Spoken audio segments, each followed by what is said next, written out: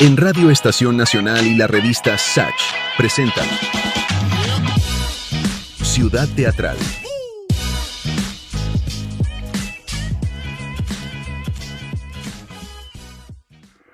Como tú sabes que en la ciudad todo es teatro, ¿cierto? Estamos comenzando entonces Ciudad Teatral, un programa de la revista Sach.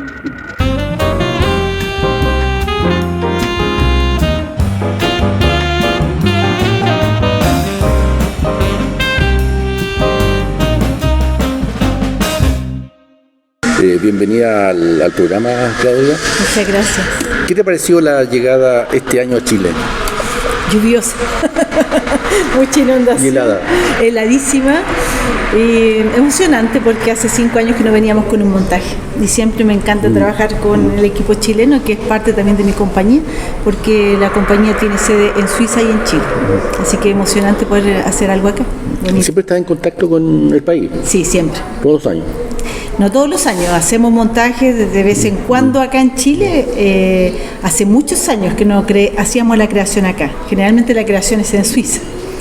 Y este año es acá, porque Matucanacé nos abrió la puerta, porque nuevamente nos acogió y porque son también coproductores del proyecto que ganamos Iberescena. Claudia, cuéntame. Tú estudiaste aquí en la Escuela Fernando González, sí. ¿Cierto? Después estudiaste en Francia. Sí. Hiciste unos doctorados, posgrados, magíster, ¿no es cierto? En Suiza. En Suiza, ya. Sí, en Francia hice el conservatorio. ¿Cómo fue ese choque cultural, pienso yo, ¿cierto? Ese choque cultural entre lo que estudiaste aquí, teatro, y lo que encontraste allá en Europa? Yo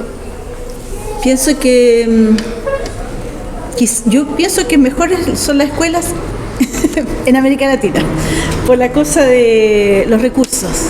Cuando hay menos recursos, pienso que hay más creatividad. Y eso es lo que también me ayudó quizás a tener una visión diferente del europeo, lo que me ayudó también en la escuela del Conservatorio de Niza, donde pude tener otra mirada para hacer soluciones o creaciones un poco más quizás creativas que el resto de mis compañeros. Además, el Conservatorio de Francia es bastante conservador, como dice la palabra, pero también eso me dio la rigidez y la reducción de elementos, que no lo tenía acá. Y en todo caso pienso que todas las escuelas son interesantes. La escuela suiza me aportó que lo que es la pedagogía y la mediación teatral, que es lo que me dedico casi un gran porcentaje de mi tiempo teatral en eso, en Suiza, en elaborar proyectos ya sea con un público joven o público adulto, de lo que es la mediación teatral. Hay una, dentro de lo que mandó Clau, ¿no es cierto?, el comunicado, tú dice aquí que tú eres mediadora cultural. Sí, eso es lo que hago, creo. ¿Eso se da en Chile? Creo que sí, no lo sé. ¿Cuál sería la función de mediadora? El mediador es el vínculo que se establece entre el público y el espectáculo, o también nosotros, por ejemplo, elaboramos proyectos. Yo tengo una colega que se llama Catherine Franier, que elaboramos proyectos para también llevar al público joven a conocer lo que es no necesariamente teatro, todo, puede ser una obra, un museo, una pintura, una danza, un concierto. Y además trabajamos los conflictos que son muy normales en Europa y quizá acá no tanto, pero ahora se están dando, que son la emigración, los problemas de guerra, la gente que llega, los refugiados, todo ese tipo de conflictos que están en los niños, de cómo lograr a través de una acción artística, lograr incorporarlo en una sociedad. Dentro de lo mismo, ¿cómo podríamos denominar el tipo de teatro que tú haces? ¿Cómo lo abordas? ¿Cómo abordas ese teatro tú? Qué difícil darle un nombre, pero pienso que poco a poco se ha constituido en algo que es interdisciplinario y cada vez más interdisciplinario, que es lo que me encanta, porque además el grupo de trabajo pide eso, de cruce de disciplina, que son maravillosos, y estar abierto a eso. Hay una línea general que es la dirección en este caso, pero donde todos estamos aportando, discutiendo de a dónde va, qué línea tomamos, por qué colores abordamos, qué superficies abordamos, y pienso que lo más importante es eso, lo interdisciplinario, nómade, que tratamos de crear, de hacer proyectos en lugares diferentes donde todo el equipo pueda ir, estar en residencia artística, y multicultural. Nosotros trabajamos en la compañía con chilenos, franceses, suizos, españoles y argentinos. Tú siempre trabajas con equipos multiculturales y multidisciplinarios, Sí. ¿no es cierto? En cada montaje, cada obra que tú abordas, siempre cambias el equipo. Sí. Ahora hay un grupo que siempre está estable, que es un núcleo, que ese no se mueve mucho, que son como 6 o 8 personas, pero el resto siempre viene alguien a intervenir, a aportar algo. ¿Qué es lo que te aporta eso? ¿Qué Se te va renueva aportando? todas las energías para todos. Para todos es maravilloso de traer un invitado. En este caso, por ejemplo, para este montaje viene el artista argentino Luciano Mansur, que aporta con creación de marionetas y ejecutor de marionetas. Y para todo es un tremendo desafío. Invitamos también al coreógrafo chileno, que es Alejandro Cáceres, que hace una parte de las coreografías. Y eso da una nueva energía, un nuevo concepto, adaptarse, aceptar las proposiciones y ponernos en juego a todos. De cómo él ve la obra, cómo esta persona la percibe, nos hace cuestionarnos, avanzar en la creación. Siempre tenemos un invitado. Cambia mucho esa visión de tu teatro. Sí, al tener, absolutamente. Ya. Absolutamente. Y eso también es bueno, para no fijarnos en cosas muy establecidas. Para no estancarse. Exacto, exacto. Y bueno, el teatro, la compañía se ha caracterizado también por una cosa muy musical. Tenemos la música muy importante en nosotros. No diría que es un teatro musical, pero sí los músicos son tan intérpretes como los actores. Hacemos creaciones de canciones, tenemos un director artístico y musical que lleva años ya con la compañía, y eso también ha dado un sello. Y bueno, eso yo pienso que viene en mi caso desde niña, porque mi hermano es también director de orquesta, entonces también está la música muy presente en la creación. ¿Tú siempre quisiste integrar la música Siempre, al teatro? siempre. Ok. Ya, bueno, ahora lo que nos convoca, que es la obra No en mi nombre. ¿Cuál es la génesis de este proyecto, de esta obra? Sí, este proyecto nace cuando hicimos Patria. Hace 5 años vinimos a Chile. Primero ese proyecto fue creado en Suiza, en una residencia artística en Suiza. Luego vinimos acá invitados a Chile y estuvimos en funciones en Villa Grimaldi, uno de los lugares donde fue la gira. En esa gira conocimos al colectivo Historias Desobedientes. Ellos estaban presentando un libro en ese lugar y se acercaron a nosotros, nos pusimos en contacto. A partir de ahí creamos una relación muy interesante, donde también nos propusieron de llevar a escena estos textos. Empezamos una investigación, a ver, porque nosotros nadie, aparte de una persona que es María Giannini, que era parte de nuestro equipo, conocía a este colectivo. Y harta curiosidad por saber si eran estas personas reales, porque es fuerte pensar que existe un colectivo formado así. Y luego, cuando ya vimos que esto era sólido, que era real, empezamos a pedir fondos. Ya estuvimos en Liberescena. Y ahí empezó un trabajo investigativo largo, porque nos tocó la pandemia. Así que tuvimos 4 años de investigación, donde entrevistamos a muchos desobedientes de Chile y Argentina. Y tenemos muchos registros de Zoom, horas de Zoom. Y a partir de esos registros se empezó la elaboración de la dramaturgia a cargo de Leila Selman y Roberto Baeza. ¿Tú no haces dramaturgia? No hago dramaturgia. ¿Lo tuyo es dirección? Sí. ¿Y actuación también o no? Yo era actriz, ahora hace mucho tiempo que no hago porque me dedicaba a la actuación, pero sí, en la base soy actriz, ¿Y dónde te sientes más cómoda? en la dirección. ¿Por? Porque, no sé, pero me gusta todo lo que implica la dirección, de buscar lo que va a venir, cómo se va a hacer, las líneas, hablar con los dramaturgos, involucrarme en todos los procesos. Creo que como actriz está más limitada mi trabajo, y la dirección me encanta estar en todo lo que está alrededor del proyecto. Me encanta estar viendo cómo va evolucionando, cómo va creciendo, cómo se va transformando. Me apasiona. En esta obra No en mi nombre, me llama la atención que es una historia de hijas e hijos de los miembros de Fuerzas Armadas, Gendarmería y Policía, ¿no es cierto? Sí. Que tuvieron un rol decisivo en ambos países, Chile y Argentina. Costó mucho conseguirse esas voces, esos testimonios de los hijos. ¿Les costó mucho? Muchos quisieron hacer el Zoom con nosotros durante la pandemia o después, pero no quisieron que sus historias estuvieran en escena. Y algunos, porque tenían un proyecto personal, ya sea un libro o una película, no les interesaba ser parte de este proyecto. Pero sí nos aportaron con sus historias, lo que hizo a nosotros también llenar ese vacío que teníamos de cómo comprender este conflicto que se crea en ellos y esa necesidad también de exponerlo. Después tuvimos casi 10 personas que se seleccionaron y a partir de esas 10 elegimos 3. Las 3 personas que están en esta obra muy generosas, siempre dispuestas, generosas con sus historias, documentos, procesos, fotos, para acompañarnos en todo lo que fue el proceso. Se habla de una violencia heredada. ¿Cómo podríamos definir, o sea, cómo podríamos explicar un poquito más eso? Es súper difícil porque es una narrativa que no es la tradicional que uno espera. Y a partir de eso pensamos que es necesaria. De todos los daños que generan actos horribles, que son la dictadura. Ver todos esos daños colaterales. Está muy claro que ellas no se consideran estas personas víctimas.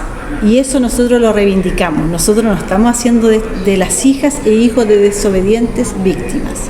Solo queremos hacer otra reflexión que apoye a eso que es la memoria colectiva, a nuestra historia.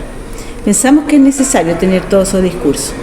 Ahora, el público que no espere que va a haber un relato documental como yo soy, no. Nosotros lo que tomamos fueron momentos de esas personas, de todos esos Zoom de horas, buscamos lo que era necesario, que nos había construido, que nos había emocionado y tomamos un extracto. Quizás para los que vean la obra van a decir, oh, pero qué abstracto, no era como yo lo pensaba, tan lineal. Pero justamente porque es tan fuerte, el testimonio es tan real que no se puede exponer en el teatro. Para eso está el documental, que lo pueden ver desde el 3 al 14, donde las personas reales hablan de sus historias, hay entrevistas, pero el teatro nosotros lo hicimos de otra forma, que es más, quizá una versión un poco más poética, fuerte, violenta, pero también con una posición de lo que somos nosotros como artistas frente a esos discursos y el daño transgeneracional que pasa con estos conflictos, horrores que pasan en la historia de algún país. Oye, ¿qué pasa con esos hijos que dan su testimonio en contra del papá? ¿No es cierto?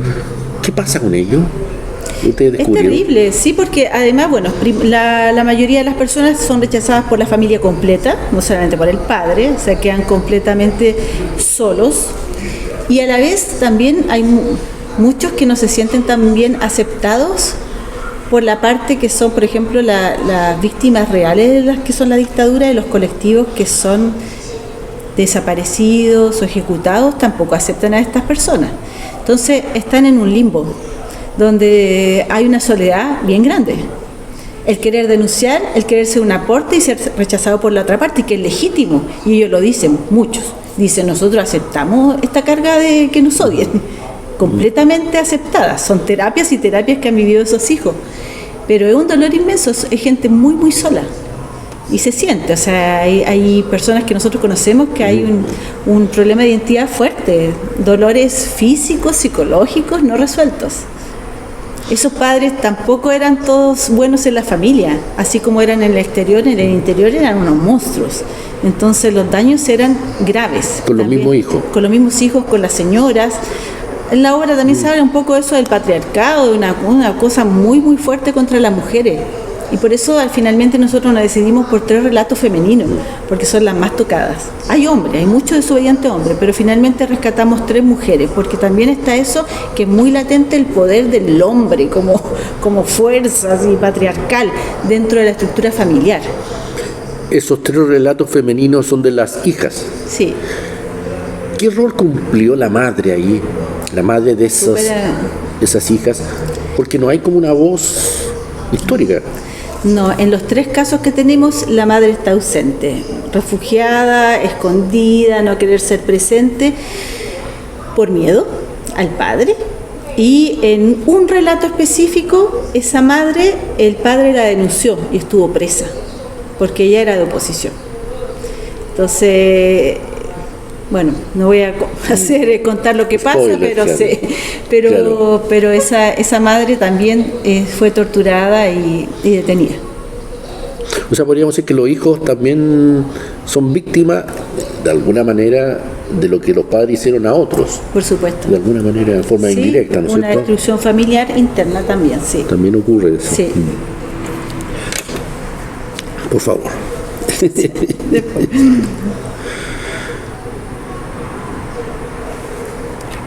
Los hijos lo enfrentan, a esos padres lo Sí. enfrentan, Todos. todos. Todos los que interrogamos, no sé si todos, Sí, sí. pero los que nosotros no interrogamos, perdón, entrevistamos, todos sí confrontaron a los padres, cortaron lazos, hay unas incluso que lo expulsaron de la casa. Sí, hay relatos fuertes, hay unas que decidieron, por ejemplo, no asistir a la muerte, al funeral. Sí, todas tienen una posición de defensa, de contestación frente a ese padre. Me llama la atención, debe costar conseguirse esos testimonios. No es que esté a la vuelta de la esquina, no es que tú hablas con alguien, un familiar que sea un conocido y te lo va a decir. O sea, debe costar que ese hijo, esa hija cuente el testimonio, ¿no es cierto? Y que vaya a la escena también. Sí, bueno, como ellos están creados en colectivos, ellos necesitan también ser una voz y lo necesitaban también. El colectivo Asambleas Desobedientes de Argentina y el colectivo Historias Desobedientes de Chile. Entonces son agrupaciones donde nosotros sabíamos que ellos estaban asociados para ser una voz de denuncia.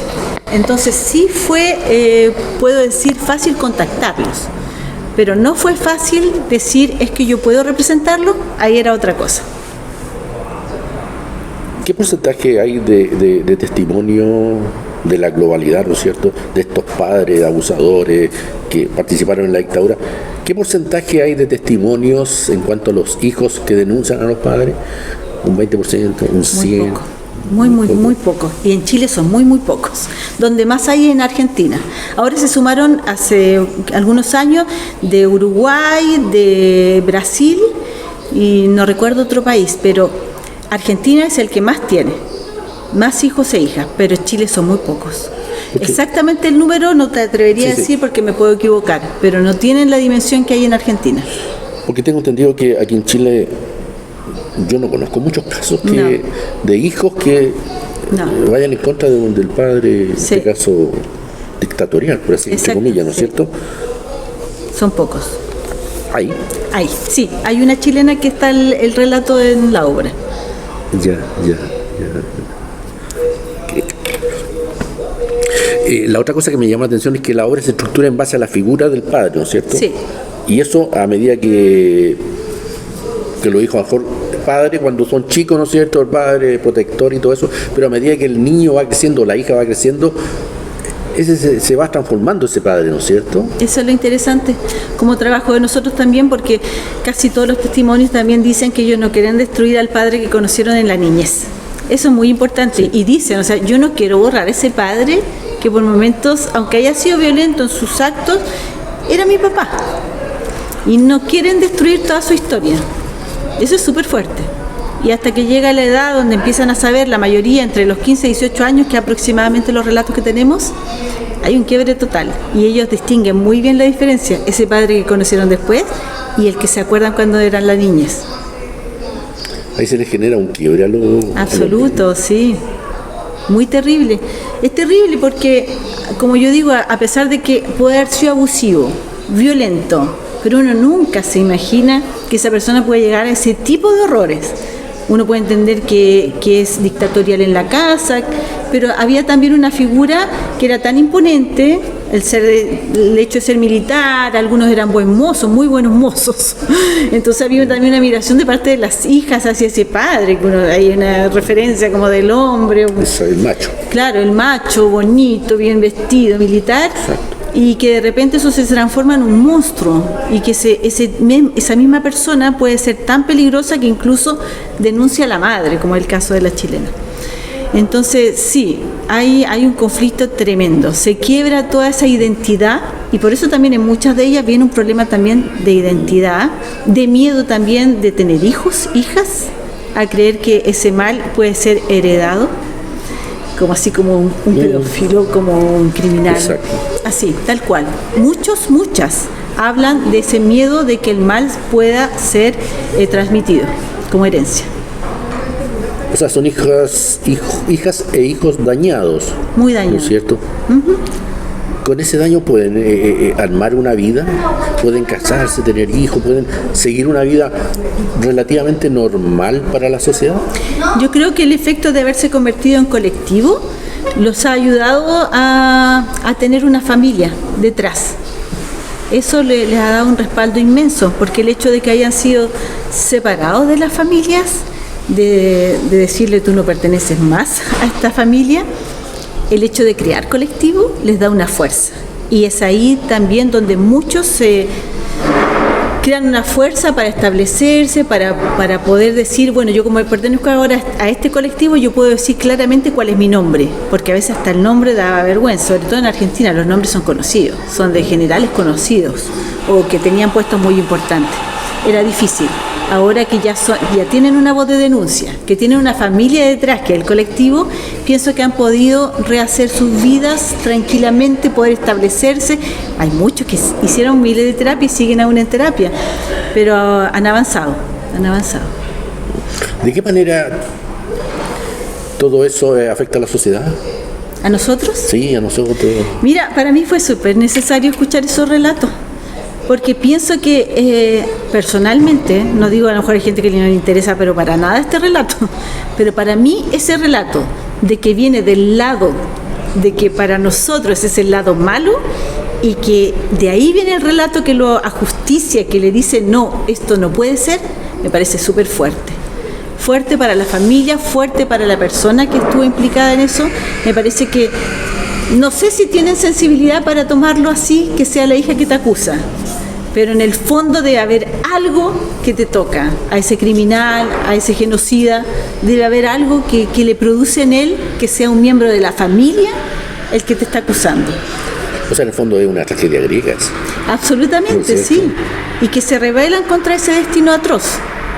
Y está al interior de la familia. De hecho, nosotros lo hablamos de que no son el Eneas que va cargando al padre, no. Sí. Lo botan.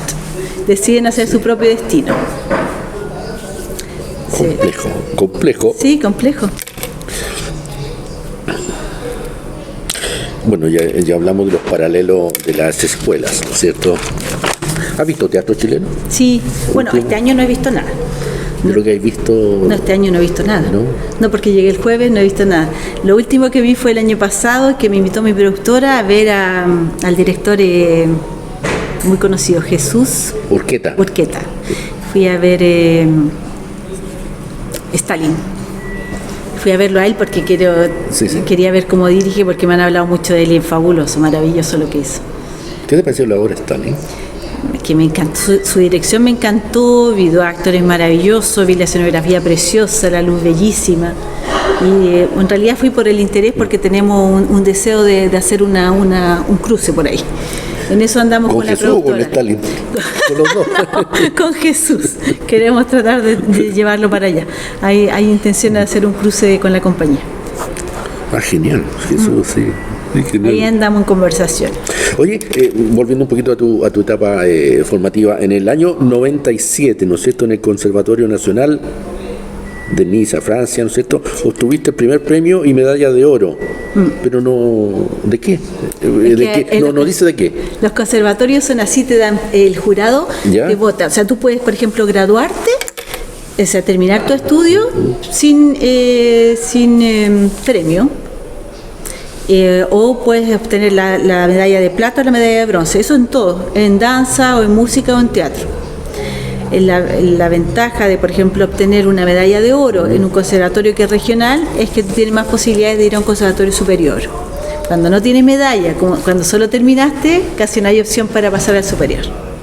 Eso O sea, es. te están obligando a Sí, sacar una medalla. es solo, son Y un pase. son nominaciones que el Y un jurado las pase. da. Ok. El jurado da eso. También has traducido del francés al español, ¿no es cierto?, a la dramaturga francesa Anne-Marie Cellier, Sí. ¿no es cierto? Trabajé muchos años con ella. Trabajé en varios montajes. Claudia, cuéntame, ¿qué de importancia tiene la temática de Anne-Marie al traducirla al español? Nosotros lo traducimos porque hicimos un trabajo también colectivo entre Chile y Suiza. Fuimos a Aviñón con esas obras. Era una trilogía sobre los retratos de mujeres en el arte. Y entonces fueron 3 obras que trabajamos en conjunto, que era Camille Claudel, del Vals al Beso, Aloïse Corbat, que es una pintora suiza del arte bruto, y hicimos también Frida Kahlo. Esas 3 artistas que ella escribió, que era una trilogía de retratos de mujeres, las trabajamos en conjunto y por eso hicimos la traducción, porque también se actuaron acá en Chile. Hicimos Camille Claudel acá y en Aviñón. Y después Aloïse Corbat, bueno, se hizo allá en Suiza, y el Charlotte Salomon, que se hizo en Francia y Suiza. ¿Eso están circulando esos libros aquí, esas traducciones? No sé si estarán circulando, pero sí no sé si las traducciones están editadas, pero la compañía, pueden acceder, la gente que quiera hacerlo puede acceder. Los textos son muy lindos, ¿Qué editorial es? hermosos. ¿Qué editorial? Ella, no sé con qué editorial trabaja en Francia. No. No, acá no. Acá no ha sido editado. ¿Por? Porque yo creo que nadie se ha interesado en editarlo, no lo sé. Yo lo traduje para mi compañía en español. Ah, ya, no para publicarlo. No, nunca ya. han sido publicados. Ella, no sé con qué editorial trabaja en Francia. ¿Y cómo podría yo acceder a esos textos Yo tuyos? te los paso, son súper lindos, preciosos. Ya, sí. Es muy poética, es maravillosa, pero Camille Claudel es una preciosura ese texto. Yo te los paso. Ya, genial. Tú también eres fundadora y directora del colectivo Alternance Theatre. Sí. No sé si estará bien Así, muy dicho, bien, ¿no es cierto? Bueno, esta pregunta también te la hice. En el fondo, que trabaja con distintos artistas, diferentes nacionalidades y sensibilidades, ¿no es cierto? No, eso ya te la hice. Ya. Ahora, a causa de la pandemia, el proyecto se aplazó y se modificó, ¿no es cierto? ¿En qué consistió esa modificación? Tuvimos que hacer 2 residencias artísticas, porque como los teatros estaban cerrados, Parque Cultural nos abrió el teatro y estuvimos en residencia 10 días, como en una cápsula. Nos veíamos entre nosotros, trabajábamos, sí. nos veíamos entre nosotros. Así estuvimos también en España, la parte de Europa, y esas 2 residencias tuvieron una documentación, lo que se hizo una obra documental, que la dirigió, grabó Pepe Ruano acá en Chile. Después la terminó Rodrigo Vázquez, que es un argentino que vive en Londres, que trabaja mucho con los desobedientes, Asamblea Desobediente en Argentina. Entonces hicimos una fusión de todo ese material, que ya lo presentamos en Suiza, pero acá no ha sido estrenado, se estrena acá en Matucana. El documental también se estrena acá. Sí. En la obra, primero el documental, después la obra. Creo que hay días que se pueden ver las 2, porque parece que los horarios no son compatibles, pero me parece que me dijeron que miércoles, jueves, creo que se puede ver el documental y la obra. Ok, y la relación temática es la misma. Sí, salvo que ahí van a ver a las protagonistas. El Ahí, documental. sí, ahí hablan, hay entrevistas, se ven cosas, se ven fotografías sobre la vida. Hay más documental sobre las 3 historias. Ok, Y hay un recuento histórico también, porque Rodrigo Vázquez quiso abarcar, como se presentaba en Europa, lo que pasó, el juicio a Pinochet, el contexto histórico, lo detenido desapareció. Se ve al juez Guzmán, porque él tiene registro desde muchos años atrás y que no lo había dado y lo entregó para la compañía, donde él está buscando cómo fueron ejecutados. Eso es muy interesante. Hay la primera parte del documental donde se ve esa imagen. eso no lo integraste a la obra. No. Esa parte. No. Del juez. Sí. Una vez que hagan el estreno este sábado, ¿no es cierto? Y pues tenga la temporada aquí en Matucana 100, ¿cuál es el recorrido que va a tener esta obra? Es lo que queremos, poder llevarla a Argentina y a Suiza. Pero somos bastantes, somos en total como 25 personas. Entonces es un proyecto caro. Lo mismo. Sí, es un proyecto bastante económicamente fuerte, pero es nuestro deseo poder que circule, como todos los proyectos que hemos hecho. Es arriesgado, queríamos hacerlo así, pero era importante porque la obra, como la escribió Leila Selman y sobre todo Roberto Baiza, él incorporó un coro.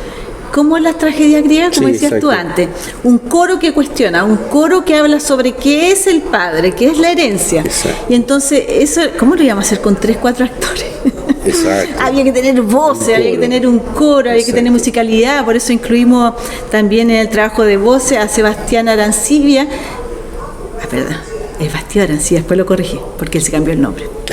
Sebastián Arancibia, que trabajó con ellos las voces, los coros, y había que hacer eso para que tenga fuerza. Entonces hay mucha gente que a veces solo coro, pero era importante crear esa fuerza de cómo es la tragedia, una tragedia contemporánea. Claudia, llegamos al final de esta pequeña conversación sobre ti y la obra, y te agradezco enormemente que hayas estado en nuestro programa Ciudad Teatral.